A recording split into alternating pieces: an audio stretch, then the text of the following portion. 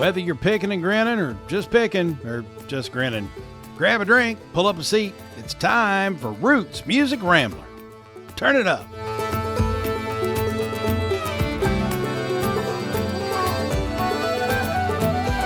Hey, so what's this I hear about you splitting your time with another show? What's going on here? Well, as you may recall from several episodes of this show where I've mentioned WFPK, which is the local public music station here in Louisville, and the show Roots and Boots, which is a 3-hour show hosted by Michael Young on Sunday afternoons. Michael reached out to me not long ago, probably based on my work here with Roots Music Rambler, and said, hey, the station wants me to get a backup. So when I'm sick, somebody who knows Roots music can come in and host the show, and I think you should do it. And I was like, I'd be flattered and thrilled to do it. That would be amazing. And so I went through the, interview process or whatever that is. And back on March 24th, I hosted my first episode of Roots and Boots on the real live terrestrial radio on WFPK. So I'm kind of Michael's backup when he's sick or incapacitated or on vacation or doesn't feel like going to work that day, I guess. That sounds fantastic. So Yeah. Wait, is it live? It can be. My first one was not. I was actually in the process of training that week, and Michael came down with bronchitis. Oh. And so instead of somebody else doing the show, they just said, well, Jason, you're in the middle of training. We probably shouldn't throw you in to do the show live. Come in on Friday. We'll pre-record everything and as part of your training. And so I pre-recorded the first show, but it turned out great. And it sounded good, and everybody was very complimentary. And so since then, I've gone through and done the observations and the training and whatnot. So the next time I get called in to do it, I will be able to go in and just run it live, which will be great. Because I'll be able to, when you run it live, you have a little bit more flexibility on what you can play. So I can literally take in vinyls and spin them if I want to. I'd rather the music sound pristine. So I'm probably going to use, the digital music, but at the same time, I'm going to have a lot more flexibility. But yeah, I can run it live, and I probably will prefer to run it live just because it's way more fun that way. But I have the ability to pre-record if I need to. So for those of us that don't live in Louisville, are the episodes like archived? Can we look them up and listen later? You can, with a couple of stipulations, I believe. I don't know this 1,000%, but I know that certainly you can listen live on the internet at WFPK.org, or you can download the Louisville Public Media app and listen through it. So you can listen from anywhere in the world. And then I believe it's a 2-week archival thing. I think the show stays up on the internet for a couple of weeks, so you can go back and listen to it. And then based on, server bandwidth and all that kind of stuff, they can't leave everything up forever. Yeah. So I think it comes down after a few weeks. I think it's a 2-week time span. If not, it might be a little bit more. But yeah, you can probably go find the latest couple of episodes of Roots and Boots. And if it happens to be a couple weeks within the time frame that I did a show, you'll hear me. Woohoo! Yeah. I will definitely have to do that. It's pretty cool. I'm tickled, and it's not necessarily something that I can't, you mentioned Roots Music Rambler on, so hopefully some of the folks there will come over and listen to the podcast, and certainly some of the folks here on the podcast can come over and listen to the show, and it's just a neat little extension of, my music interest, which is cool. A mutually beneficial relationship. Yes, I believe that's accurate. I think the only stipulation is, they're probably going to be like, yeah, don't be promoting your podcast all the time. Which I get. I mean, that's understandable. But a little mention here and there can't hurt anything. Yeah. It'll be hard for me to mention S.G. Goodman and not talk about, I talked to her on Roots Music Rambler once. Right. I have to be diplomatic about it, so I'll try to behave myself. Okay. I know you can do it. I can. Whether or not I will, I guess, remains to be seen. But I'd rather keep spinning records on FPK, so I'm going to try to behave myself. All right.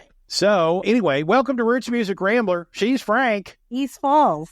And we're rambling on through the stories behind the music we love. And today on the show, we are talking to New Jersey folk artist Renee Maskin. So her story is similar to some of the other artists we've talked to on the show, right? She came from another genre to folk and country. Yeah, she was a member of another band for a while, and it was more of a kind of punk rock, not full-on punk rock, but punk space or ...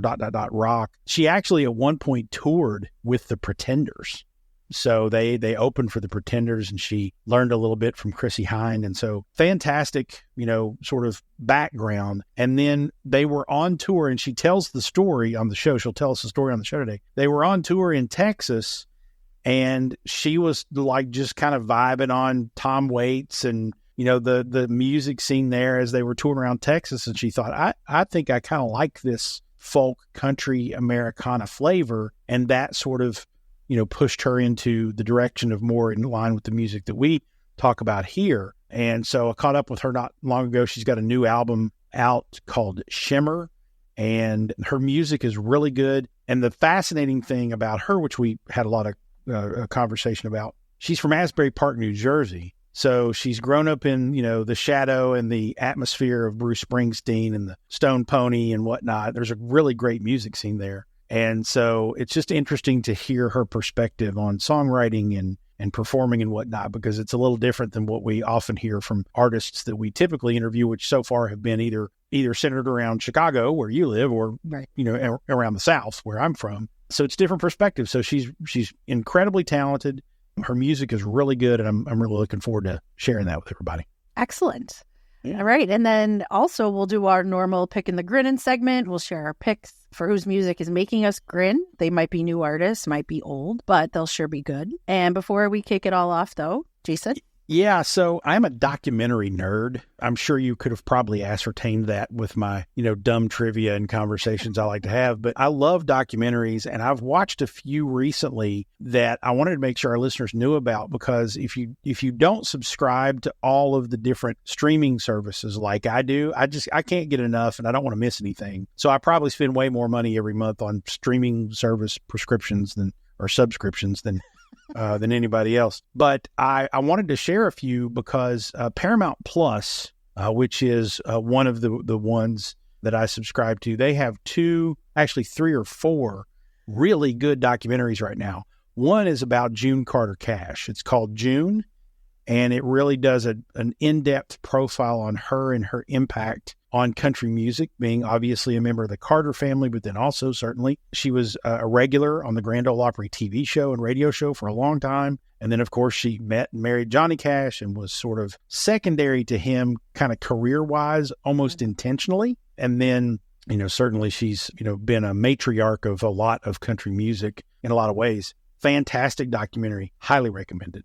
And then they also have one called Willie Nelson and Family, which is fascinating because it's not only about Willie, it's like him, his wife's ex-wife's kids, like the whole family's involved. It's all like official, Willie Nelson approved, really in depth about his, life from, way back in, writing Crazy and having Patsy Cline record that all the way up through today. Talks a lot about his tax troubles and how he handled that. And it's just really fascinating. I was so excited about watching that when I got done, I was like, you know what? Willie's 90. I've never seen him live. I got to find some tickets. And so I went and bought some tickets to see him in September. So hold on till September, Willie. I'm coming.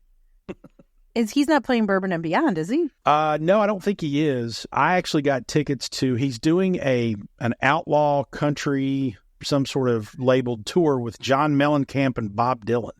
Yeah, we did talk about this now. It's ringing a bell. So they're playing Cincinnati in September, and I bought 2 tickets. I have no earthly idea who's going to go with me yet, because Karen immediately said, well, that's a school night. I can't do it. And I'm like, well, I'm fine. I'll find somebody else. I don't care. Yeah, so I'm going to go see Willie and Bob Dylan and John Mellencamp. And I don't know that I would have necessarily bought tickets to go see Bob Dylan or John Mellencamp. I like them both just fine, but they're not people I feel like I need to go see live.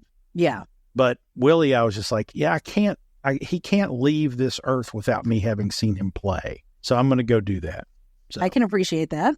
There you go. By the way, Paramount Plus also has a really interesting documentary, the album Thriller by Michael Jackson, Thriller at 40, which was fascinating and fun because I hadn't heard a lot of those songs in a long time.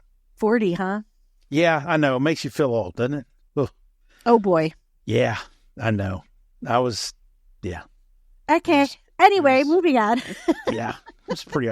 Another one that this I don't think this will make you feel any younger, but Oh, great. On Netflix, they have a good documentary called The Greatest Night in Pop, which is a documentary of the recording of We Are the World, USA for Africa thing. And it's really interesting, and it kind of documents the whole evening and all the challenges they had with getting all those people there and then getting them all to be quiet and cooperate and getting egos out of the way. And apparently Al Jarreau was drunk, and like there's all sorts of weird things that were going on that night. So fun documentary. So cool. Yeah. So go educate yourselves on the documentaries there on the interwebs. That'll be good for you. We're sipping on a bourbon and I'm out, so we're going to take a quick break for a refill. Take a moment, if you will, listen to more about the awesome sponsors that help make this show happen, including our favorite flannels on the whole entire planet, Musk Ox flannels. They are buttery soft and built like a tank, much like me. And you can get them at gomuskox.com/Rambler. And if you use the code Rambler, you get a discount. These things feel so good. So good. Musk Ox flannels, buttery soft, built like a tank. When we come back, we'll dive into the folk scene in Asbury Park with singer-songwriter Renee Maskin. Don't go away. This is Roots Music Rambler.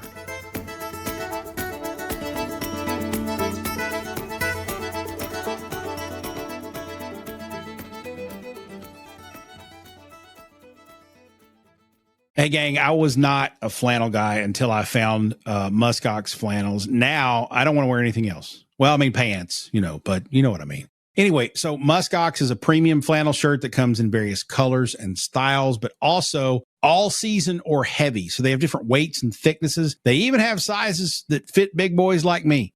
Now, Frank, I hear the ladies like the flannel look. Is that accurate? Yes. Yeah, there we go. Nice. So one Musk Ox flannels customer actually said they are buttery soft, but built like a tank. I resemble that remark, especially when I'm wearing my Musk Ox flannels. They also, by the way, give $10 of every $100 order to support wildlife conservation. So you're doing some good for the earth and the animals on it with every purchase. Visit gomuskox.com/Rambler, browse the collection and get you some buttery soft, built like a tank premium flannels. Make sure you use the code Rambler, all caps, and get the discount on your order. That's gomuskox.com/Rambler. Use the code Rambler, buttery soft, yo. That might be my new hashtag.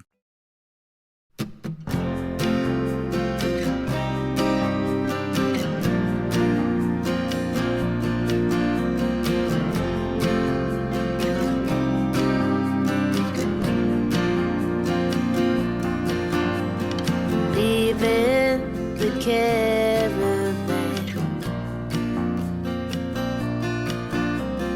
racing out to the sand,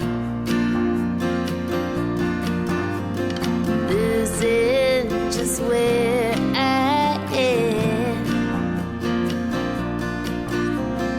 losing where I began.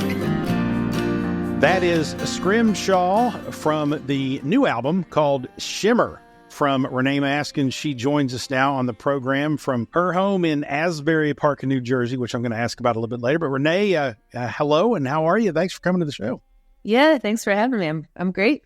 It feels good to be here. We're loving the music. Let's talk about the new album first. Your new album's called Shimmer. I believe, correct me if I'm wrong, it's your third LP. You had Swimming, I think, in 2022, and then you had Renee Maskin and the Mysterious Wilds in 2023, and then Shimmer came on right after that. So tell us a little bit about the album. How did these songs and stories come about for you?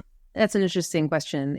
I write all the time. I've been writing every day since I was like 13. So how they come together is that sort of mysterious question of where do songs even come from, which is sort of a bigger thing. But Shimmer is just a nice little concise collection that I thought fit very well. There's Horses is an old tune of mine that I've been playing for a long time. It's also on the Mysterious Wilds record. And then the rest were new songs, mostly that I was like, these all kind of fit. They live in the same world. So I released them. And of the releases I've done, I feel like it most represents kind of where I'm at. Singer, songwriter, acoustic, but with a quirkiness, with some ambience. Like that's kind of what I think of myself as. So I think it kind of represents me. Yeah. That's good.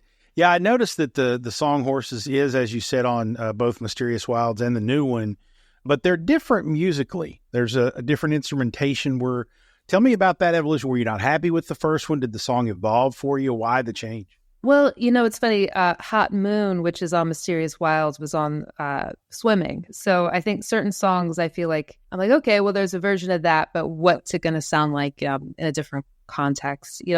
I went to school for visual arts, and it wound up not really being my medium because I get very stunted by the fact that it's so permanent. Like you make the painting and you hang it up and that's it. It's over. And songs is such a better medium for me because it just keeps living. It's on a record. It's on another record. You're playing it live. You're, strumming it in the morning in your house. Like it's got a multiple universal life going on. Yeah. Well, and to relate that to an artist that I know our audience is very familiar with, which I don't know that they're very familiar with you. I hope they will be after this episode. But Tyler Childers, I think rather famously within his fans anyway, did Purgatory a couple of albums ago and then redid it on, I think, Can I Take Your Hounds to Heaven? And it's a completely different song. And if you didn't know the lyrics, you wouldn't know that it was the same song. Right. And so I wonder if you and Tyler are starting a trend if more and more artists are going to do that. Yeah, I mean, I think they should. I go back to Bob Dylan, who doesn't necessarily re-record things on records, but you can't see the same song the same way really twice with that guy. So yeah, kind of that sort of space, That's true. That's true. So I know a lot of your music, I think I read something that a lot of your music for this album and maybe all three albums has been almost sort of an unofficial collaboration with John, your partner. Is that accurate? Tell me how that works. Well, not the record per se, although I will say Shimmer, we live together and I no longer have a band. So instead of bouncing ideas off the band, I bounce ideas off with John. And he's a filmmaker, so he breaks the camera out. We traveled around with a Super 8 camera and did a video for Shimmer. He's the unofficial band member. Rain, which is on the record, was his idea. He was like, you gotta make something sticky that like the Weatherman can play. And I was like, all right, I got it. We'll do that. And so he's been fun. But yeah, I had a band I've been in bands forever since I was a teenager. And this is my first real go at doing it by myself, so but with help behind the scenes from John. Very nice. Yeah. So is there any intimidation or any fear of going out there and venturing through this on your own, or were you just ready? I was ready. Yeah. And it partly artistically. So, I just have a lot of ideas, and I was finding that people were filtering their idea of me, but they wanted to put their spin on it and that sort of thing. And I'm like, I kind of like what I do. I just kind of want to do what I do. But I was ready. I spent many decades in bands, and I love the collaboration. I love, having other people spin their flavor on things. But I was just finding it was more efficient for me right now to just do it myself. So, so that's where I'm at. Well, good for you. So you mentioned John's a filmmaker, and you guys did a film for the album. I think it's a 5-minute film or so, and I've watched it a couple times. It's actually really compelling and very good. Tell us how the idea for the film came about, and was it his idea or was it your idea? Well, it was his idea. Okay. And yeah, he does this stuff for a living too. And he was like, well, I want to make you like an EPK, but I don't want it to be cheesy. So we're going to make like a little art film about like how you became, the artist that you are and the sound that you have and stuff like that. So and then while we were at it, we'll do a music video too. So that's how that came about. Very good. Well, it's definitely worth. We'll link to it in the show notes. Of course, it's definitely worth watching and gives you an interesting kind of background. I'm going to ask a question later in the show to allow you to tell that background story a little bit, but I definitely would encourage people to go out there and listen to it. So last year, largely behind these last two albums that you released, I think you were named Songwriter of the Year and Female Artist of the Year for the second time by New Jersey Stage, I think. That's got to be pretty, reassuring and confidence boosting for jumping out on your own and all of a sudden you're winning awards. Yeah, it feels good. And, locally in Asbury Park, I've been lucky enough to win awards over the past decade that I've been hanging out. So it is reassurance. You can get a little bit, especially in this world of technology, isolated. Everybody's hitting you with stuff all the time. And you can go like, oh my God, am I really going to stand out in all of this? But somebody thinks I'm all right. So I'll keep on going, Well, you're definitely more than all right. And I want to make sure that we give people a little bit of flavor of that. We talked about the song Horses a few minutes ago. So we're going to take a quick break. We'll be back in just a second, but we're going to go out with the newest version of Horses. We're talking to Renee Maskin. This is Roots Music Rambler.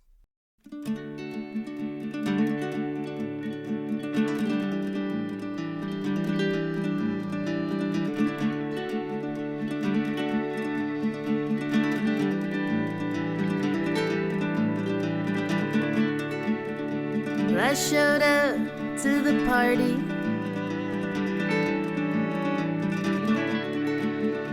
But I had nothing to say.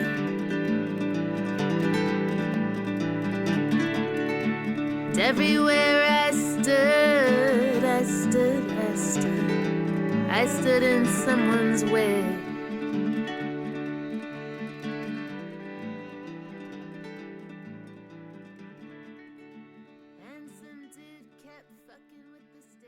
Hey, Ramblers, I have experienced a revolution in sound in my house, and you can too. The revolution is driven by Sonos. The Sonos wireless music system lets you play any song in any room, control it all with the Sonos app on your phone or tablet. Sonos has all the connections to give you millions of songs and stations, including connecting to your iTunes, your Spotify, Pandora, and more. Get a wireless Sonos player and hear the sound quality difference. Then get one for all the rooms in your house where you listen, but might be out of reach of the stereo or Bluetooth speaker you normally use. So I've got one in my bedroom and bathroom for when I get ready in the morning. I've got one in the kitchen and living room for when I'm hanging out with friends. And then down here in the office den for when I'm working or setting up for another episode of the show. I happen to like the Sonos Move, which is one of the speaker models. I can put it out on my patio for cookouts. It's a weather-resistant design, has an 11-hour battery life, so I don't need to plug it in out there when I have people over for cookouts or tailgates or whatever. And I can play music on all or just a few of the speakers, so I never lose my jams going from room to room. Try the Move and hear the difference, then hook up all the rooms in your house for an excellent listening experience while you move around cleaning or dancing or whatever you do in the privacy of your own home. Listen to Roots Music Rambler on it, for God's sakes. It makes me sound even more handsome. Go to rootsmusic.link/Sonos, S-O-N-O-S, rootsmusic.link/Sonos. That'll take you right to the Sonos Move speaker page to purchase. I highly recommend it, and you'll love how much better your music and podcasts sound. Go to rootsmusic.link/Sonos. That's rootsmusic.link/Sonos.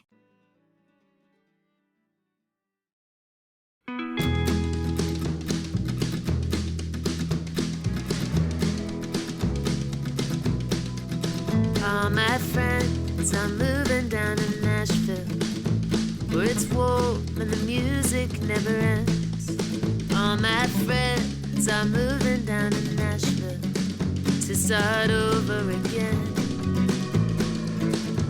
Well, it's cold back home in New York City. That's a little bit of Nashville from the new album from Renee Maskin, which is called Shimmer. We have links to that in the show notes, so you can go check it out on Spotify and go forth and wherever and sundry you go to buy things and buy it as well, because you should. It's awesome, and it's definitely well worth listening, as you can tell from the clips here we're playing on the show. Renee, before the break, we were talking a little bit about the album and all that good stuff. I want to actually go a lot further back. Take us back to the beginning. When did music become a thing for you? How old were you when you realized, ooh, I can do this? Well, I was a kid, and I had like a little toy Casio that someone bought. And I would listen to the jingles on TV and play them. So I was playing like Coca-Cola jingles on my little Casio. And then when I was 13, I sort of made a decision that I wanted to take up an instrument, and picked up a guitar, and it was a good decision. I'm lucky that I found my instrument. And yeah, I got home from my first guitar lesson. The guy taught me how to play a power chord. And the first thing I did was start writing songs, terrible songs, but I was writing them. You were a writer from the get-go, huh? Yeah, it was one of those that, like, I didn't know it. I can look back and be like, oh, well, it was natural. But at the time, I didn't even know what I was doing. I was just like, oh, this just feels like something I want to try, So I see. I could, if I had any talent at all, which I don't, but if I had been in your shoes and learned how to play a power chord, I could see myself sitting in my bedroom going, I hate chemistry. I'm cutting class. You know, that would have been me. So Yeah, my sure. songs were pretty much like that. Yeah, you just got to start somewhere, you know. exactly. Right. Got to fight against the machine right out of the gate. Right. Why not? Yeah. Why not? Yeah, chemistry So teachers. tell me a little bit. You said you were 13. Tell me a little bit about your household growing up. Was there music throughout the house? Was it something you picked up from parents, siblings, grandparents? You know, it's strange it wasn't. I have a very wonderful, loving, supporting family, but none of them are really musical at all. I'm definitely the black sheep, with the asterisk that everyone kind of thinks I'm cool, even though they don't really understand what it is I'm doing. But yeah, no, my parents, you know, they're supportive. They wanted me to learn, and you know, I've done some cool gigs, and they were in attendance for the big ones, and even in a lot of the small ones too. But I didn't grow up in that house. I had to figure it out on my own. So when I was a kid, I was listening to a lot of pop radio, you know, and some of it was better than others. And then in college, discovered the world of David Bowie and more experimental kind of Brian Eno, that sort of thing, going down that rabbit hole. And then eventually discovered, you know, more roots music, country music. And was like, oh, this is a whole world that I think is really interesting and amazing. And yeah, that's the one nice thing. Well, many nice things about music is that there's so many adventures you can take just by exploring, you know. It's great. Yeah, that's good stuff. So you said the first couple of songs you were writing at 13 weren't very good. When did you think, okay, I know how to do this now and I can write things that are good? Or when did you start to think you had something? My later teens, I knew I loved writing, and I felt like I was writing better lyrics than the people around me. So it took me a while to really find my footing. It really took me until my 20s till I really felt like I'm a great songwriter and people should be doing my songs, you know, as opposed to people sticking me in the corner on the bass or whatever. And it's an evolving process too. The things I wrote maybe 6 or 7 years ago are not things I would write now. So, you know, I feel like it's a never expanding process. Hopefully I'm doing good work, or at least interesting work, if it's not fantastic, you know. Yeah, that's it's absolutely very interesting, and I would say also fantastic. So far, right. So, yeah, so far, yeah, so far so good. Keep doing what you're doing. All right, so let's go back a little bit because I'm interested in you said, you know, and I assume this is in college, but you said you were really studied to be a visual artist, not necessarily a musician, and yet you were a musician from your, you know, early teens. Where did those two intersect, and how does one impact the other? Do you still consider yourself a visual artist, and or when did visual arts become the thing where you were like, nope, I'm over here? And does one inform the other? Well, they kind of intertwine in certain ways. I think lyrically, if you listen to what I do, there's a lot of imagery, you know, horses and beaches and oceans and all kinds of things. So I'm still working with images, but I'm not actually creating them. I'm painting with words, you know. And it is funny, like I'll watch a film and the film will inspire the song, and then, you know, and then it goes the other way around. It's like I write this song and John's like, oh, that would be a cool music video, why don't we? So they sort of go hand in hand. I do visuals too on the side, you know, trying to hustle a living out of everything I can get. So I do graphic design, I do video editing, I do motion graphics, I play music. Nice. I do sound editing, sound recording, whatever I can get my hands on. But yeah, just creative generally.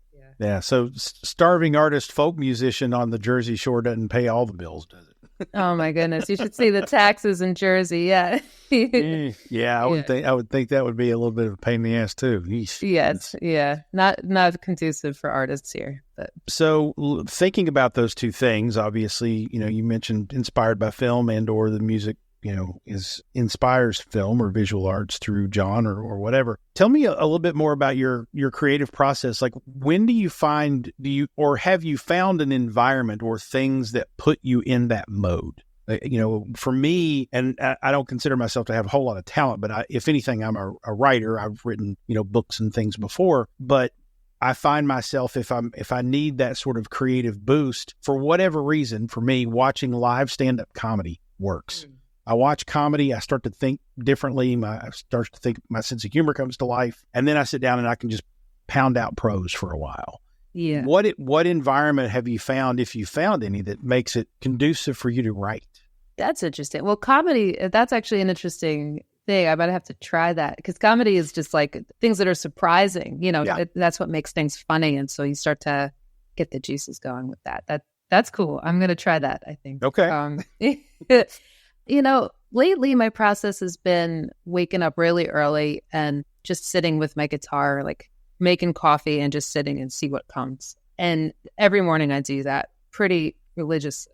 And then, it is funny when you put yourself outside of it, that they say people take, you get all those ideas when you're taking a shower and stuff. If you kind of put yourself away from where you're supposed to be, I'll go on long walks and I'll have to stop and get my phone out and put lyrics down. And so it does kind of come from everywhere. But I do kind of subscribe to the Nick Cave, like get in your writing chair or your music chair, whatever you do, and just do it for a set amount of time, Yeah. This is completely unrelated to music or anything artistic. I my day job is a marketing person, and I wrote a couple of books a few years ago, and I found that if it wasn't to get into my headspace, watching comedy certainly helped. But I wrote best, and the first book I ever wrote, I wrote most of it in a Panera watching people. Just people watching is so, for whatever reason, I'll just see someone and the expression on their face or the way they're dressed or whatever will just light things up, neurons up in my brain. Yeah. And now all of a sudden I can concentrate again. So people watching is another big one for me. Yeah, that sounds like a good book in itself, like The People of Panera. And you could just do vignettes of all the interesting characters. Yeah. Well, I can promise you they'll have their pants pulled up higher than the people of Walmart, so that'll be good. So, yes, true. So tell us the story that I think you told in the film that John made to go along with Shimmer. Tell us the story about making that switch to folk and country, because I think the background and the transition from one genre to another is really interesting. Yeah, well, I mean, this is one of my favorite stories, but it's all true. I was playing in what I call a prog punk band. We're like progressive rock.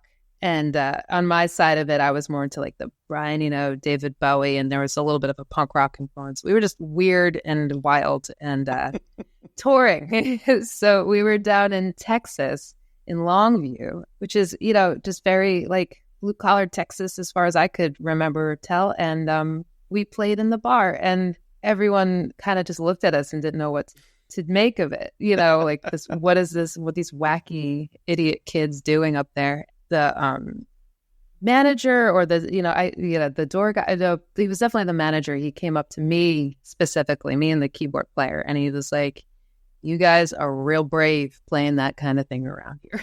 Nice. And we're from Jersey. We're like, they've got guns. They're going to kill us. Like we had all of these images of Texas. But then he handed us like a big wad of cash. And we were like, oh, well, that was awesome. They scared us and, gave us money at the same time. It was a really amazing experience. And I just found it that, like, on that tour, it was interesting, we're this crazy band, but someone slipped us a Tom Waits CD. And I was like, this stuff is cool. And he's got a little bit of country influence. He certainly got a roots influence. I was like, I am feeling this. So by the time we hit Longview and that happened, I was like, I think I've got a new direction. And it's not this awesome band. Yeah. So your switch to Americana folk country was inspired by your band's Chicken Wire moment, huh? Pretty much. Yeah. That's great. Yeah. I love it. Well, God bless Texas, as they say, for pointing you in the right direction. I want to go to a break again here, but I'm going to play Frustrated Painters. Tell me about this story, the story behind this song. It's really good. Yeah, this is another one. This is me and John talking with each other. And the two of us, he also went to college. He went to art school, hoping that he was going to be a painter, and then came out a photographer and filmmaker. Yeah, and I kind of did the same thing. I had like visions of just like drawing for the rest of my life, and then I became a musician. So we talk about it all the time because we really wish we were painters. So that was the impetus of that song. Okay, well, we're going to listen to it as we go to break. This is Frustrated Painters by Renee Maskin. It's from the album Shimmer. All of those links are in the show notes, and this is Roots Music Rambler.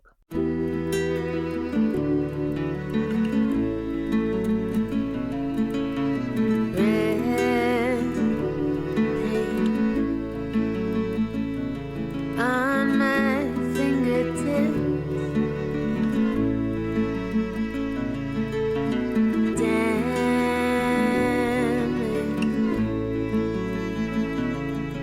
notes from violins.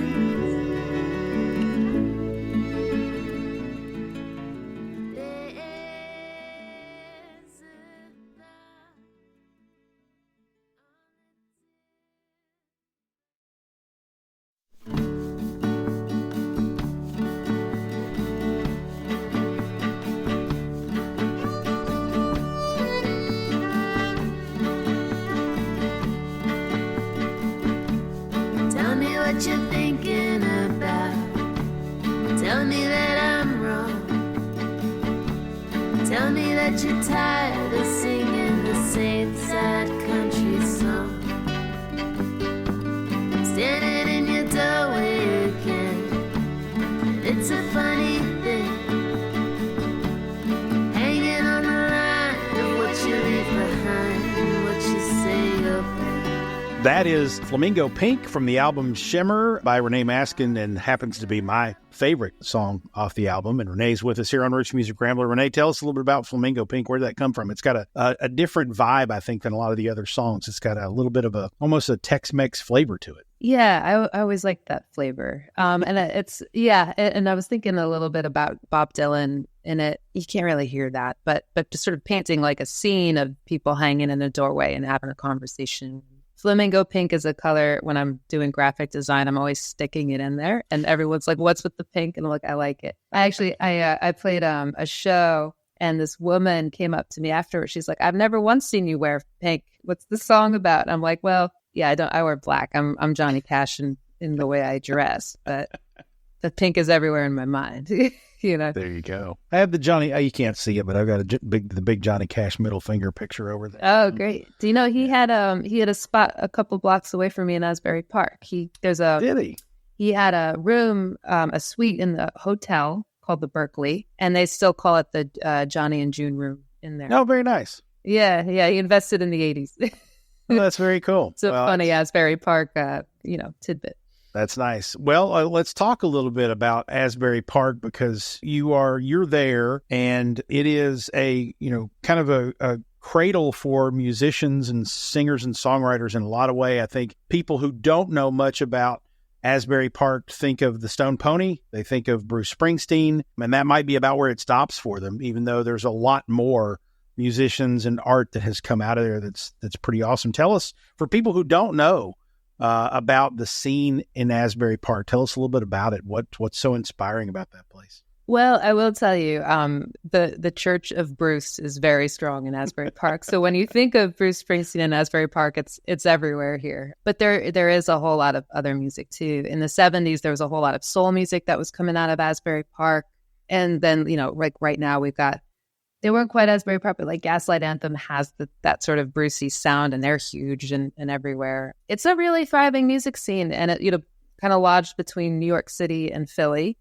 So it's a tour stop for a lot of big bands, and it's really kind of come into its own in the last several years. We're going through that thing that like Brooklyn's going through in a lot of places of gentrification, and what does that mean? But for me, I moved to Brooklyn after college thinking that was the right move to be a musician and an artist, and kind of found myself sort of lost and not able to really get anywhere. And then I came down here and people liked what I did, and I got some places. So it wasn't a bad move for me. And it's definitely an interesting place. A lot of crazy stories, haunted, just a strange place to be. A lot of character, a lot of eccentricity, and good for writing songs. It's Jersey Shore, but it's not Jersey Shore, right? It's its own thing. It's its own weird thing, which is why people like it so much. But yeah, for sure. So obviously, being from or spending a lot of time there, you almost have to be influenced by Bruce, I would imagine. And he's not exactly, folk, but his songwriting could be. You could put those lyrics in a lot of different contexts, and they would be fantastic no matter what. Yeah. I think his songs are a lot grittier than a lot of people's songs. Is there a connection between that style of writing and how you write? Not with a lot of the stuff that he's most famous for. My Bruce record's Nebraska, which is more folky, more stripped down, and that's the one that speaks the most to me. But it's hard. It's some of the songs he'll be singing about, like Bond Street, which is a couple blocks that way. So it's hard not to make certain connections. I was in a band, and we called our record Born to Run. And we were sort of popping off a little bit. We got to go on a tour with the Pretenders. And I heard through the grapevine that at least some of his people had heard that we put out a record called Born to Run, and they weren't really pleased about it. Sure. But it was all in good fun, But you're in Asbury Park, you name your record Born to Run. Yeah. So cool. yeah. That's cool. So how was touring with the Pretenders? I would imagine that's got to be a pretty interesting experience. It was amazing. It was really, really cool. Chrissie Hynde is very, very cool, and she treated us super well. It was sort of one of these you could make a Hollywood film about it. We were a local band and working really hard, and she was coming to a local theater, and they decided that maybe they'd want to put an opener on the show. And we played, and she liked us so much that we played again. And then she liked us so much that we asked if we could hop on a tour with her. And she was like, yeah, why not? Wow. So we went on a tour. Yeah, it was great. That's awesome. So I don't know how, much time you got to spend with her, but at least from a performance standpoint, was there anything you picked up from being around her that maybe you're carrying through to how you perform or how you write today? She cares very much about the shows from beginning to end. She cared very much how we sounded, with the understanding that if we failed, by the time they go on, the crowd's already annoyed that they sat through a band with bad sound or whatever. So she was very on top of making sure we sounded great, making sure everything was right. She just really cared about her crew and everything that was going on. She's a tough cookie. You don't mess with her. No. But she's smart, and she was cool. She was really, really cool to us. So yeah, that was a great experience. Well, she's touched and been associated with, not only is she, a legend in her own, sort of right, but she's been associated with and friends with basically the legends of rock and roll. Yeah. So it's kind of hard not to be in awe of that, I would think. Yeah, it is hard. And, she's also helped put on big festivals and stuff. She's got an eye. She knows what she wants. She talks very candidly about what it takes to put her tours on and all these things. But she doesn't really seem to be stopping. They just announced a Chicago show this summer. I'm like, oh, they're coming back. Cool. Yeah. We're just here. Yeah. Rock till you drop, I guess. Yeah. That's gracious. So you just released, basically within the last, 12, 14 months, you released 2 albums. What's next? Are you working on another one? Are you going on tour? Where can people come see you? A little bit of everything. I'm actually right now trying to book a tour for the summer, and I'm actually figuring out what's next. I've got an EP with a friend, Son of Dub, in the works, and then I've got another EP that John and I are making some music videos to go with. And in the background of that, I'm writing another LP that I'm kind of hoping I can get a full band with me on and actually do that. I've been sort of isolating myself and doing a lot of this stuff on my own, and I'm like, it'd be nice to get another band going and do that. So I'm spinning a lot of plates this year, but I feel good about it. That's cool. Well, I bet it'll be a little different experience with a full band and you're in charge. Yeah. Well, I've done that too, but I think more in charge than normal. I'm not very type A. I'm usually very whatever feels good, man. But I think those days are over. So yeah. Well, I am excited to hear what's coming in the future. I'm enjoying the last 3 albums. I've been binging on those this week and enjoying them a lot. And so really tickled to have you on the show, and wish you the best. And hopefully you can come back in a year or so and be a big chart-topping artist that we can brag about. We interviewed her back when, and now we're interviewing her again. That'd be fun. I'd love to come back anytime you'll have me. So we'll definitely do that. Let's go to break with one more song from Shimmer. Links are in the show notes for you to go listen to that on the Spotify's, and then click through and buy it, because you should. And go follow Renee. We'll make sure all of the links to her various social networks are out there too. We're going to go to break with California. She's Renee Mask, and thanks for joining us on Roots Music Rambler.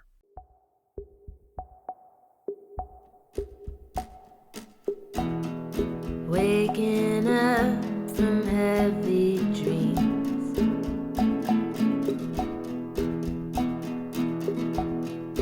fold the days back from their seams,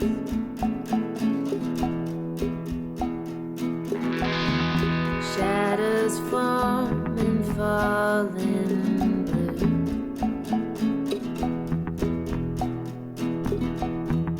And of course I'll do that too.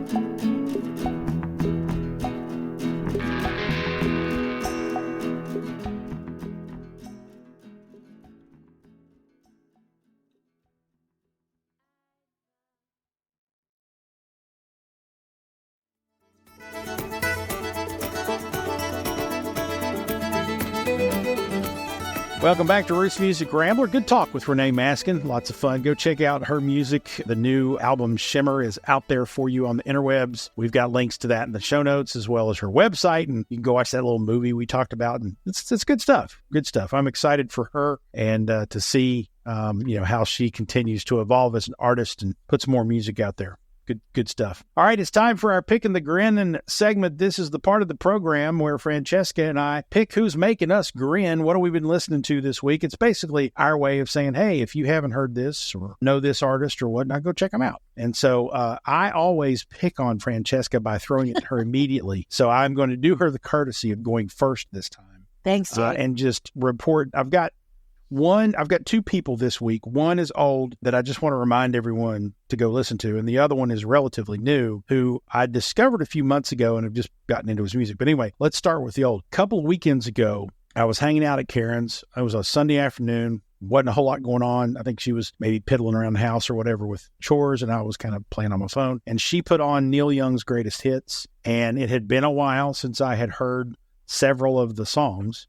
But it just reminded me of what a treasure Neil Young's music is. And I just loved listening to the album. I mean, it went on. We flipped, obviously, on vinyl, and we flipped the records and everything. And it goes on for a couple hours. And it was just fantastic to hear all those songs again. And so I would just encourage everyone out there who hasn't listened to a Neil Young album in a while, go listen to him, because he's fantastic and makes you think and all sorts of other things.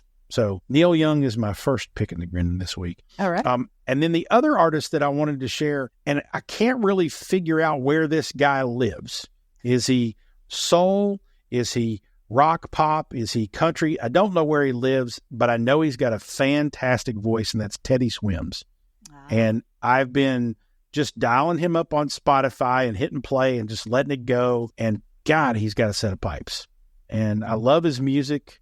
Again, I don't know where to put him, but I don't think I need to put him anywhere. He just sounds great. Yeah, I will say that just being in the car and flipping stations and not really paying attention to the display, a couple of times I've come across his music and I thought it was Chris Stapleton. Yeah, he's got that soulful, sort of, I guess, baritone, but he's got fantastic range, and he reminds me of someone, and this may be true, I don't know a whole lot about him. He reminds me of someone who surprises the judges on one of the contest shows and goes out and starts, busting into, at the dark end of the street and just blows everybody away because his voice is so amazing. That's what I think of when I think of Teddy Swims. It's like, he does not look or seem like someone who sounds like that, but his voice is fantastic. Was he on one of those shows? I don't know. You know what? I tell you what. Why don't you share your pick and grin, and I'll look that up while you're doing that, so that we can complete the thought. Yeah, I feel like that's how he got his start, but I could be wrong, because that happens too, right? So my pick and the grin is not anyone new, but I think it's just one of those groups that we just have to take a moment and appreciate, and that is the Beastie Boys. Oh, nice. I can't tell you how much I love the Beastie Boys, and it's one of those things that I don't know if I'd call it a regret, but definitely it saddens me that I never did get to see them live. Mm-hmm. So most people know their License to Ill album with Fight for Your Right, and while that helped us all find out who the Beastie Boys are, that is by far not their best work. So yeah, I just love listening to them. My kids get into it. Lucia knows she can recite Intergalactic. It's pretty funny. Anthony, his playlist, his nighttime playlist when he goes to sleep includes the Beastie Boys and then Metallica. I don't know how he goes to sleep listening to that, but whatever. So yeah, I love the Beastie Boys. I love Ill Communication. Yeah, just great. And I don't know. It's been fun listening to them. Their music has kind of just been like the soundtrack, in the background, right? Not really prominent, but always in the background of my life, because I started listening to them when I was in 7th or 8th grade, and they made music all along. But yeah, just love them. Here, so I second that or third that or whatever. Paul's Boutique is probably one of the best albums ever made by anybody. So, and real groundbreaking at the time. They used sampling immaculately long before anybody else really did. at least in a big way. And Paul's Boutique is just one of these fantastic things that was groundbreaking at the time and still is very good. All right, I'm going to reveal a little known secret about Jason Falls here, based on your Beastie Boys reference. When I was in college, my freshman and sophomore years of college, in the summertime, I was the house and box office manager for a summer stock theater. Okay. And I only tell you that to tell you that one of the sort of traveling actors in the group was this young lady who went to high school with one of the Beastie Boys. I don't know which one. I don't remember the story. But they were huge Beastie Boys fans as a result, obviously, of their success. And she and her two girlfriends would dress like the Beastie Boys did in their videos, and they called themselves the Beastie Bitches. So that's the only real Beastie Boys story I have, is I knew this person who went to high school with one of them and called herself a Beastie Bitch, which I thought was funny. That's humorous. I have no earthly idea where that gal is now, and I didn't keep up with her, but it was interesting. I was a summer stock theater. So part of my musical expertise and background is watching summer stock theater. So I know a lot of show tunes. So is that another secret in the life of Jason Falls? If you ever get a couple of bourbons in me, I'm liable to start belting out Everything's Coming Up Rose from Gypsy or something like that. So just be forewarned. Duly noted. All right. Following up on Teddy Swims, he was not a contestant on any of the shows that I could find. He began his music career joining a variety of Atlanta area bands, including alternative rock band Wild Heart and post-hardcore band Eris, as well as soul and hair metal cover bands. And then the way that he got discovered really outside of the Atlanta band scene was he started posting YouTube videos of his versions of different songs. And so social media was part of his rise to fame. And so now he's got a recording contract with, I think, Warner Brothers, and has several albums out now and sounds great. So we'll link to him in the show notes so you can go see Teddy Swims. All right. Well, thanks for looking that up. See, I was wrong, and I can admit it.